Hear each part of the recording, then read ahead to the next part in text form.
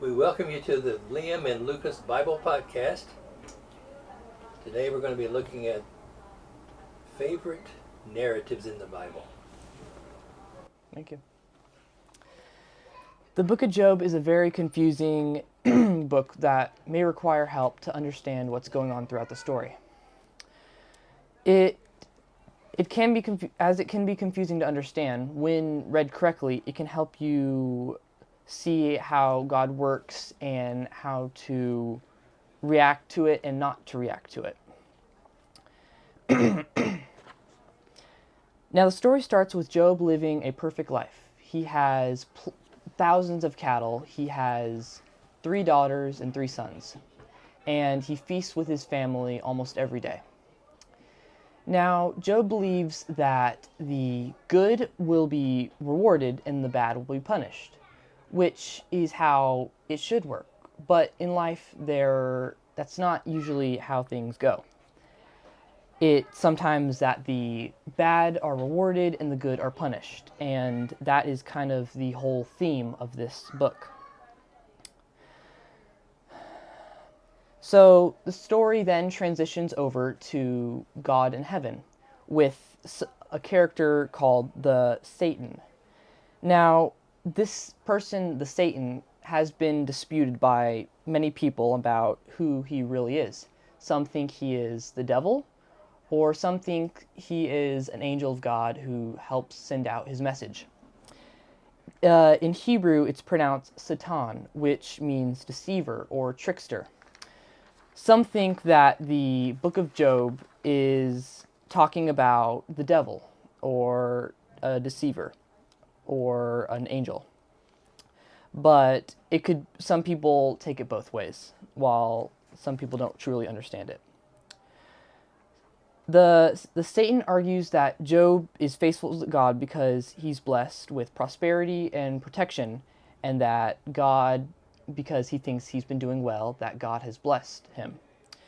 Well, God allows Satan to test Job by taking away his possessions and family and afflicting him with painful sores.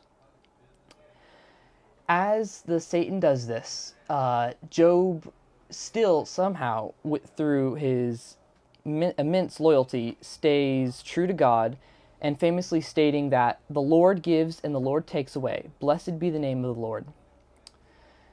Next, Job's 3 friends come and try to comfort him, which then turn into a debate that insists that Job's suffering is because he's done some sort of wrong sin that has caused God to punish him in this way. But Job maintains his innocence and questions still why he's suffering. God then finally appears and responds not by explaining Job's suffering, but by asking Job questions about the universe and showing the contrast between God's power and human limitation. After a bit of tug of war between Job's friends and God obviously wins. And Job realizes that God's ways are beyond his understanding, and that he repents and trusting God's ultimate goodness. God then restores Job and giving him double the wealth that he had, double the cattle, 3 beautiful daughters, and 3 incredibly handsome sons. And they're the most handsome and beautiful daughters and children in all the land. The book's main theme is the nature of suffering.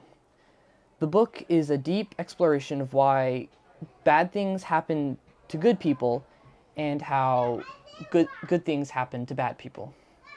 Another theme found is how the book is ultimately emphasizing the importance of trusting in God, and even when his ways are not truly understood, how we should still believe in him.